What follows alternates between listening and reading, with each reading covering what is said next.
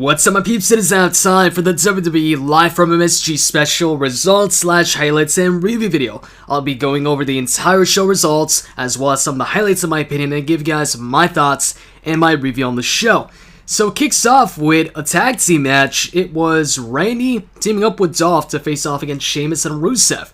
Now, it was supposed to be Sheamus versus Randy one-on-one and Ziggler versus Rusev one-on-one, but I'm not complaining that they made it into a tag team match, because those were the two singles matches that I wasn't really looking forward to, because we've seen these matches so many times, and I'm not a fan of the Rusev and Dolph Ziggler storyline, so kind of glad they matched them up together in the tag team match, so that way they get it over with quicker. So, for most of the match, you had Rusev and Sheamus toying with Dolph Ziggler until Dolph finally body slammed both Sheamus and Rusev. And then he goes ahead, tags in Randy, Rusev tags in Sheamus, Randy starts going to work off of the hot tag, he starts building up momentum, hits the power slam. Towards the end, Rusev tries to get involved, so he goes ahead, throws Rusev onto the apron. Ziggler, who's also on the apron, goes ahead and super kicks Rusev, but then Sheamus takes Ziggler off the apron with an axe handle, and then Sheamus tries for the brogue kick on Randy. Randy sidesteps, and then Sheamus runs into a super kick by Dolph, and then he turns around, RKO from Randy. 1, 2, 3, Randy and Dolph Ziggler win the match. After the match is over, Rusev goes ahead, takes the microphone, and he starts yelling at Sheamus. He says, "You're useless, I could have beaten them on my own, this and that."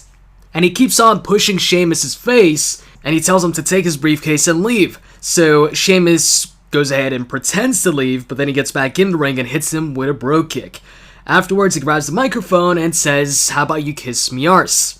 And then we get Renee Young interviewing Kane about what happened on Raw, where Seth Rollins went ahead and injured his leg. And by the way, she's interviewing Corporate Kane, the director of operations, not Demon Kane. So he's like, "Oh, it feels really great."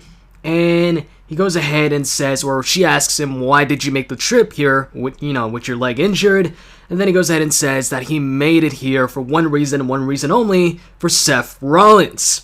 And then he's all happy and he says, because he's got an opportunity to take back the US Championship. And he brings up how when he saw Seth earlier tonight, Seth Rollins seemed nervous and all of that. And afterwards, we got Stardust versus Neville. Now, to go over some of the big parts of the match, or more important parts, you had Neville hitting his nice springboard moonsault to the outside on Stardust. And then back in the ring, he went for a roundhouse kick on Stardust, but he ducked and hit him with the side effects. Neville, of course, kicked out. And then Stardust started acting stupid. He put on Neville's cape, and then he started running around. He goes up top, goes for a top rope move, but Neville catches him with a punch to the gut. And then Neville hits him with a super kick, follows that up with the red arrow. 1, 2, 3, Neville wins the match. And then Renee Young tries to interview Paul Heyman, but he goes ahead and takes over and shows her how it's done. And basically, to sum it up, he goes ahead and says that tonight Big Show's gonna go to Suplex City, and that tonight Madison Square Garden becomes City Hall to Suplex City. Afterwards, we get Team Bella versus Team PCB, so Paige is still teaming up with Charlotte and Becky. So, in the beginning of the match, we get Becky and Alicia, and Becky goes ahead and goes for 3 leg drops in a row. Right before the third one, Paige tags herself in. She fights it out with Alicia just a little bit, but then once Alicia hits her, she goes ahead and aggressively tags in Becky. And then afterwards, Becky tags in Charlotte, and Charlotte goes to work. She hits a neck breaker on Nikki, follows it up with a spear. She then goes for the figure 8, but Paige goes ahead and tags herself in and tries to pin Nikki awkwardly while Charlotte had the figure 4 almost locked in. And so then Paige and Charlotte start arguing, and then once Paige turns around, she gets hit with a forearm by Nikki. Nikki goes ahead, tags in Brie, and then they start working on Paige. And eventually, they take each other out, both Nikki and Paige, with a double clothesline, and then Paige goes for the tag. She actually tries to tag in both of them, and then both of them get off the apron, both Becky and Charlotte, and then just look at Paige, and once Paige turns around, Nikki hits her with the rack attack, goes for the cover, and Team Bella win the match. After the match is over, Paige grabs the microphone. At this point, Charlotte and Becky are no longer there, and then she says that she can't believe her teammates would do this to her, leave her high and dry, and that she thought she was their best friend. and she would never do anything like that to them, and she doesn't know if she can forgive him. That was it. Afterwards, we got Kevin Owens versus Chris Jericho for the Intercontinental Championship. Jericho brought out the fact, because before the match, Jericho cut a promo, and he said that this was his 25-year anniversary in the business. And then he goes ahead and says that 25 years ago, this day, he had a match with Lance Storm back in Canada, and he shows that Lance Storm is in the crowd. And then that gets, pop. And then he keeps on talking about the IC title match tonight, and that he can be a 10-time Intercontinental Champion, and whether he wins or loses, after he's done tonight, you will never, ever be the same again.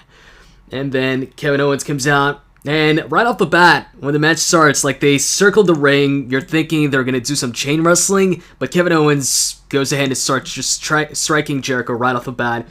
And Jericho turns around, he hits him with a drop kick, and then he follows it up with the triangle drop kick, which is when his opponent is on the apron, and then he goes ahead and springboards off the ropes and hits a drop kick, taking them off the apron. So he does that to Kevin Owens. Once they're back in the ring, Owens hits a really nice clothesline on Jericho, and then after that, he goes for the pop-up powerbomb, but Jericho jumps over him, and then Jericho goes for the codebreaker, but Kevin catches him, and then Owens goes ahead and hits Y2J with the package powerbomb instead for a 2 count.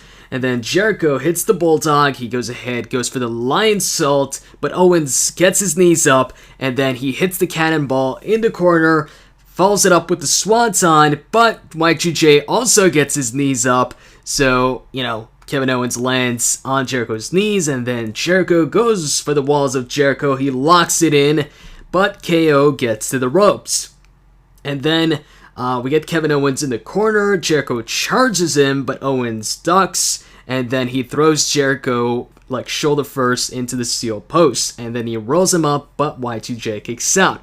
Jericho then hits the codebreaker out of nowhere when Kevin Owens just tries to pick him up, but it takes way too long to cover him, and whenever that happens, when he's eventually going to go for the cover, the guy's going to kick out. That's exactly what happened. Or actually, he didn't really kick out. Basically, Y2J went for the cover, and Kevin Owens grabbed the ropes, thus breaking the pin. And then Y2J was striking Kevin Owens while Owens was, touching the ropes, so the referee, told Jericho to back off. And so that slight distraction there allows Owens to hit a super kick on Y2J.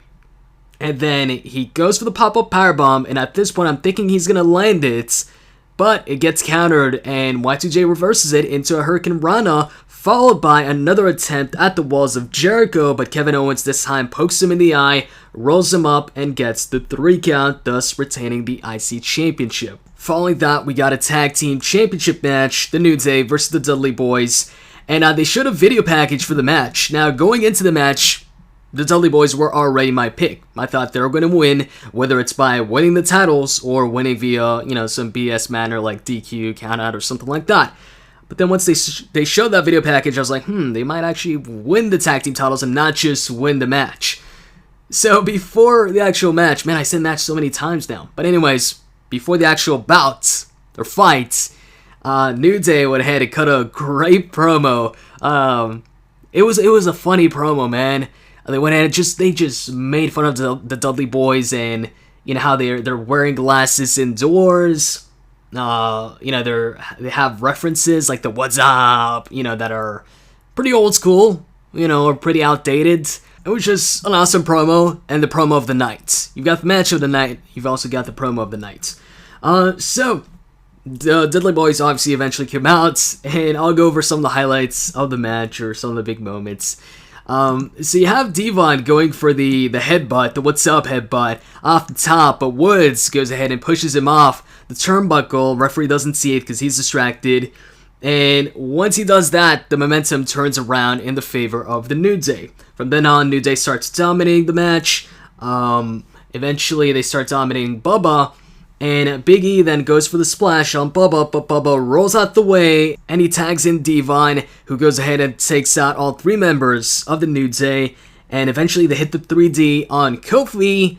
They go for the cover, and at this point I'm actually thinking they're gonna get it. Go for the cover, and what happens? Wins once again, breaks up the pin, and thus the New Day retain the tag team titles. I was happy about that because the New Day are still tag team champions, but I was also not happy about it because this is the exact same finish that they did for Night of Champions. So, you know, it's really showing that this is like a house show, a televised house show, because they're recycling endings here, like exact endings. And if you thought that was, you know, the ending of the recycling, it wasn't over there. So after Woods breaks up the pin, just like at Night of Champions, the New Day go ahead and keep on attacking the Dudleys. And then they get the tables, just like at Night of Champions, set them up. And then Kofi goes up top for some reason, you know. He decides to grab the microphone and say that the New Day are still the tag team champions. And Woods also does the same on another turnbuckle. And then the Dudley Boys recover. They go ahead, take out Big E out of the ring, and they take Kofi out the ring. And they hit the 3D on Woods through the table, just like at Night of Champions. And, yeah.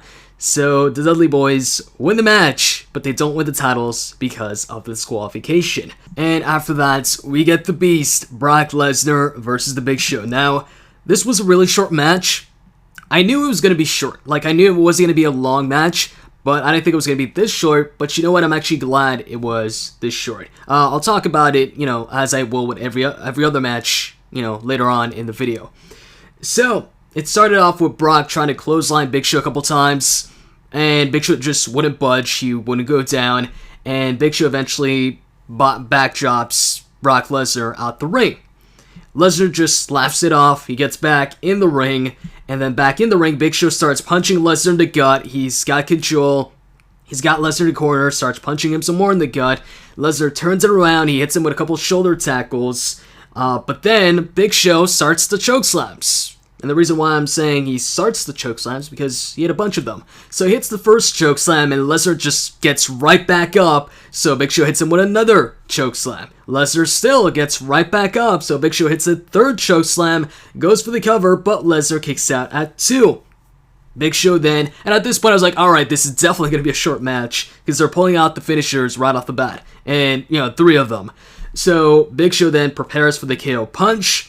And then Lesnar ducks, he hits a German suplex on the Big Show, and then he hits a second German, a third one, and then he goes for the F5. He gets Big Show up on his shoulders, but then he just lets go of him and just drops him, and is like, nah, never mind. Like, I don't know if he didn't get the positioning right, or he was like, nah, let me try again. So he lets go of him, and that was kind of awkward.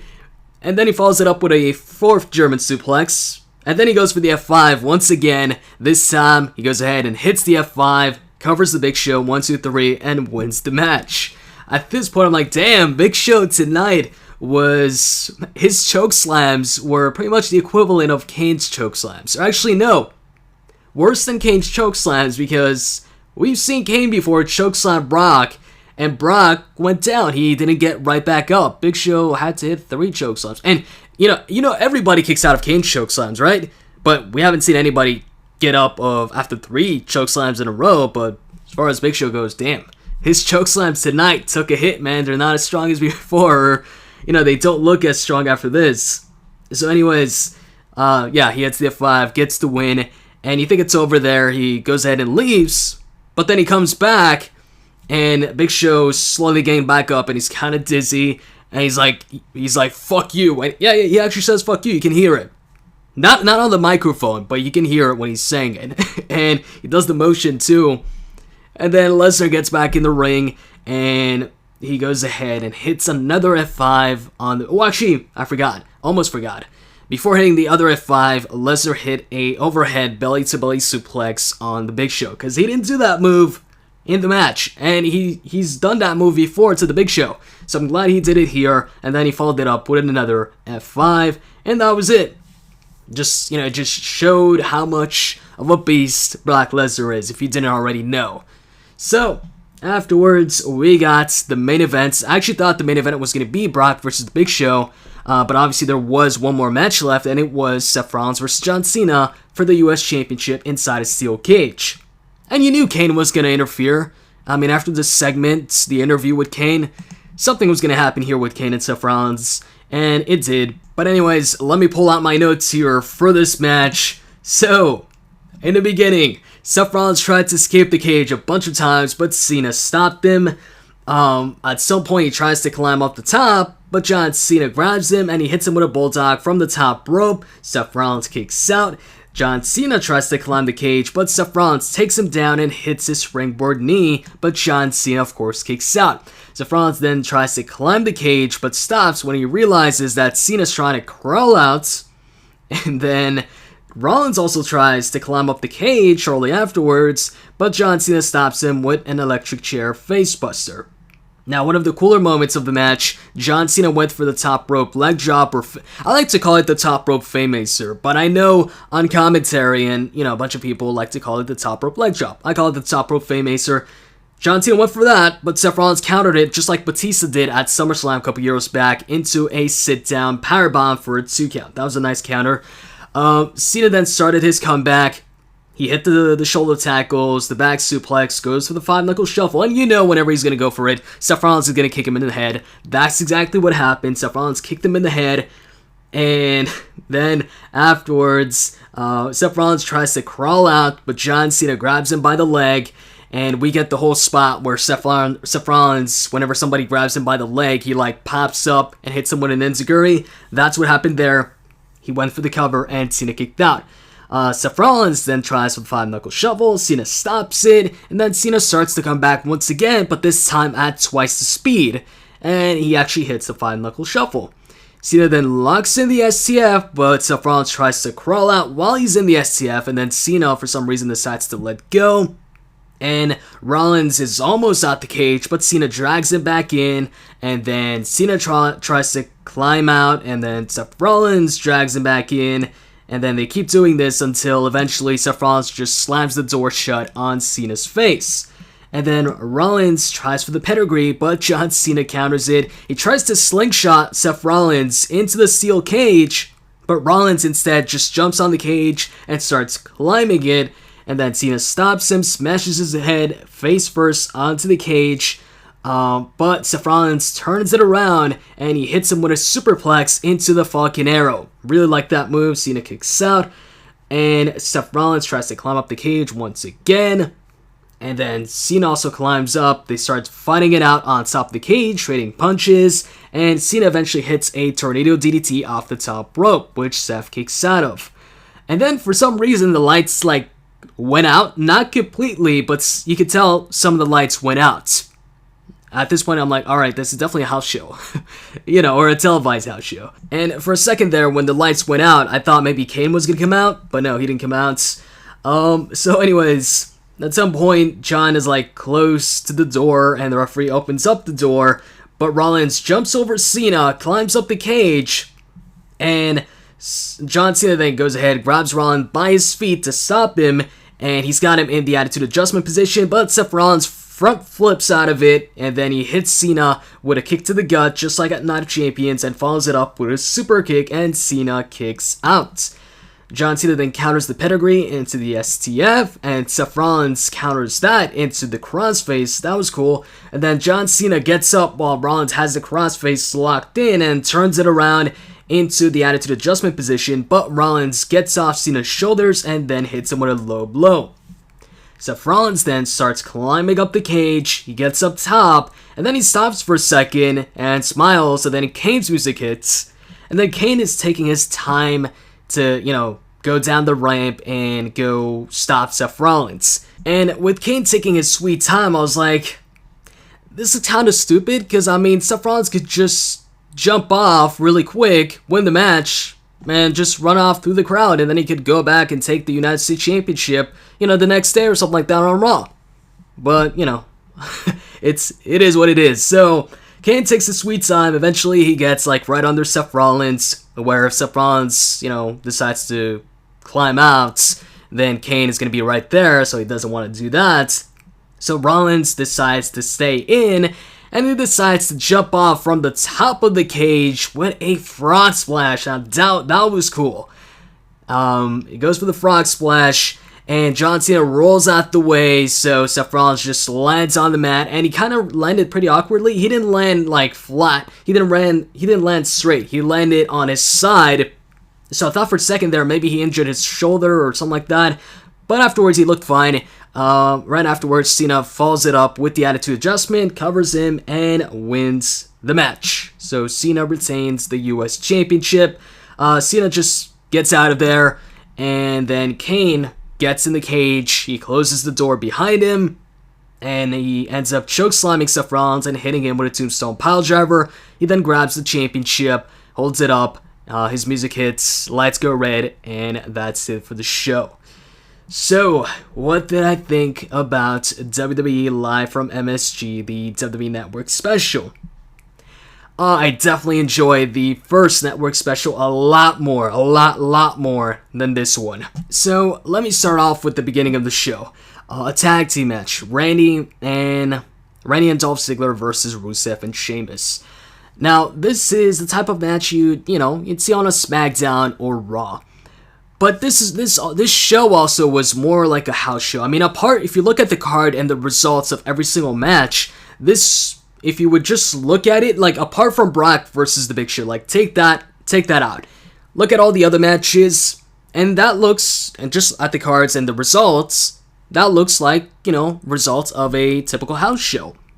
Because you had some recycled finishes, you had a lot of rematches that we've seen before, and there were no title changes. Now, of course, there are some pay-per-views too where there's no title changes, but this didn't feel that much like a special event. I mean, apart from seeing Brock Lesnar, apart from that, everything else seemed, like I said, like it was a house show but televised, which is, what it was. And also, like Dolph, the first match, the tag team match, like I said, that was something you could see on a Raw or SmackDown. It didn't feel like a special match, And we've seen Rusev versus Dolph so many times. We've seen Sheamus versus Randy so many times. I thought Sheamus versus Randy was done with. And I was hoping Rusev versus Dolph was also done with. I'm glad that they paired them up together so that way I didn't have to see two singles matches that I wasn't really looking forward to. And that way it was just paired into one match. And as far as the match goes, I mean, Rusev lost once again. This time, the good thing is he didn't get pinned, but at the end of the day, at the end of the match, he was still down. He still looked like a fool. He went ahead and got brogue kicked by Sheamus. And then moving on, you had Stardust versus Neville. That's another match that we've seen a couple times before, and it was an unannounced match. It wasn't something that had... Well, actually, I think I was going to say something that didn't have a lot of builds, but it did, because they've been feuding for a while, but it was an unannounced match, and for some reason the Cosmic Wasteland wasn't there, so I'm not sure if that group's done, or if, they just weren't there. Also, the Divas match, I mean, it was okay, I guess. Nah, not even. I wasn't that entertained by the match. I knew something was going to happen with Paige, Obviously, she's turning heel. She's a heel. She's not going to go ahead and just, team up with them and everything's going to be good. Something was going to happen there. I guess, one positive thing for the Divas match is Becky and Charlotte ditching Paige. That's kind of something new. Usually you'd see the heel go ahead and do something like that. So, it's kind of different to see that instead. And also, moving on to the tag team title match, New Day versus the Dudley Boys. The promo was awesome. That was the promo of the night.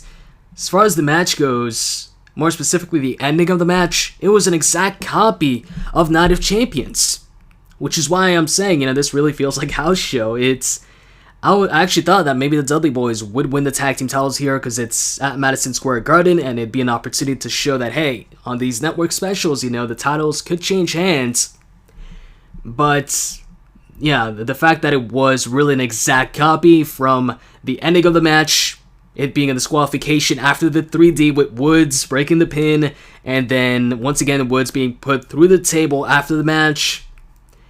Yeah, that's felt kind of, I wanted to see something different. Hey, if they would have lost via counter or something like that, I would have preferred that, because at least it'd be something different. It wouldn't be the exact same thing that I've seen on the last show. Moving on to Kevin Owens versus Jericho. Now, I really enjoyed this match. I really wanted to see the match get more time, because I enjoyed the match. But it got such a short amount of time. If they would have given Jericho and Kevin Owens a good amount of time, I think they could have put on a really great match, and potentially could have had maybe the match of the night, maybe. I really liked it, and if we can see Kevin Owens versus Jericho once again, but this time give them more time, that'd be great. For me, this was the second best match of the night, and then moving on to Brock versus The Big Show. You know what? I enjoyed that they kept it short and they got right into it. Right into the action. There was no... Because I think what a lot of people feared was that they were going to have, a long match and it was going to be like a snooze fest maybe or something like that. But they got right into the action. There was no slow moments or anything like that. It was quick to the point. They got to the finishers really fast. Here's the thing. With Brock versus The Big Show, everybody knew Brock was going to win. Seriously, if you thought Big Show was going to win this match, you probably just started watching the WWE last week, or, wrestling last week. Everybody knew Brock was going to win, so the outcome was obvious. And then, basically, the only thing left for us to see was how the match was going to play out. And, personally, I like that they kept it short like this, and they didn't drag it out. Because some matches are just better short than long. This one is one of them, in my opinion. I did like that they showed off Brock's strength. They also, showed off The Big Show getting some, offense on Brock and overpowering Brock. But at the end of the day, Brock Lesnar looked like the more dominant superstar. He took 3 choke slams and still kicked out. And then he went ahead and F5'd The Big Show twice. He sent The Big Show to Suplex City like I told everybody. I don't need to tell anybody. Everybody knew Big Show was going to go to Suplex City. But yeah, it was cool to see Brock, German suplex The Big Show and hit him with an overhead belly-to-belly suplex. My only complaint is that Brock's been back for a couple years now. And in those couple of years, he's only faced off against 4 opponents or something like that. Give us some variety, man. I was happy to see Brock versus Kofi Kingston at the last WWE Network special. Because it was somebody new. It was somebody Brock had never faced off against. Yeah, it was a squash match. Nobody expected Kofi to win. But it was a different match. Brock versus The Big Show, we've seen that so many times. We saw it when Brock came back. I felt they should have had Brock versus somebody else here. Brock versus Kane would have been better, in terms of opponents. Because we haven't seen Brock versus Kane, and a lot of people, at least before, wanted to see Brock versus Kane. I don't know if people still want to see Brock versus Kane at this point, but I think people would have been more interested going into it to see Kane versus Brock than Brock versus The Big Show, because it's a new opponent. Now, of course, Kane is in a program with Seth Rollins, so obviously that wasn't going to happen, but still, there's so many other opponents that Brock could have faced off against. I know one guy a lot of people want to see face off against Brock is Randy. Now, personally, I wouldn't want to see Brock face off against Randy at this event, because whatever would have happened here at this event wasn't going to lead into a feud or a storyline. It was just a one-off match. Because Brock right now is in a storyline with The Undertaker. He's in a feud with The Undertaker. He's going into a Hell in a Cell match against Taker. So if there was going to be Brock versus Randy here, it would have just been Brock beating Randy. And that's it. There'd be no story or feud behind it. And yeah, if I want to see Brock versus Randy too. But I want to see a proper feud for it. I want to see a build up to it. I don't just want to see Brock versus Randy in a random match and that's it. So yeah. Moving on to the main event, Seth versus John Cena. Now, I thought this was the match of the night. Now, I'm not a big fan of steel cage matches, I'll be honest with you guys. I think steel cage matches are some of the most, boring matches. Or, it's one of the more boring match types. I find steel cage matches are pretty slow paced. But I really like this one. I thought for sure this was the match of the night, and I really enjoyed this steel cage match. And it's hard for me to like a steel cage match just because I'm not a huge fan of them, but I really enjoyed this one. Cena and Seth Rollins did a great job, and I like that ending with Seth Rollins jumping off the top of the cage with the frog splash. But yeah, Kane took his sweet time there. But overall, as far as the show goes, and the highlights for me, main events. Like I said, that was the match of the night. The New Day promo was awesome. That was also another highlight. Jericho versus Kevin Owens. I expected the match to be good. It was good. Just wished it would have gotten more time. And then when it comes to Brock versus The Big Show, the thing is, with Brock versus The Big Show, I see this more as instead of a match, I saw this more as just an opportunity or a segment to put over Brock and show how dominant he is. Now, obviously, this was a match. So, to rank it as a match, I'll go ahead and say that it was better than I expected because there wasn't any, slow moments in the match or anything like that. It was quick, it was to the point, and there was no Big Show trying to put Brock Lesnar in a sleeper hold or something like that. So, it was okay. But, please, man, stop giving Brock Lesnar the same opponents over and over and over again. I don't want to see all these rematches. I want to see Brock versus some new opponents. And hopefully that'll be the case in the next WWE Network special, if Brock is obviously going to be in the next WWE Network special. Hopefully he is. And if he is, hopefully it's against, a different opponent, somebody we haven't seen face off against Brock before. Overall, though, as far as my rating for the show, I'd have to give this like a 4 to 4.5 max on 10. Because most of the stuff here was just rematches, recycled matches, recycled endings from Night of Champions, from Raw. It really felt like a house show, and actually probably worse than a house show. Because usually house shows, matches get a lot of time from what I hear, and it was disappointing. It definitely wasn't as good as the first WWE Network special. That one was really good, and I guess because of that, I thought this one would also be good. But yeah, this one disappointed. Most of the matches on this card and most of the endings were things that I had seen before and things that I didn't want to see again. Apart from like Kevin Owens versus Jericho, which that was something new. And I liked that, but even that, that didn't get a lot of time. If it did get a lot of time, I think they could have put on an even better match. And yeah, as far as the highlights, man, the Jericho Owens match, the main event steel cage match, and the New Day promo.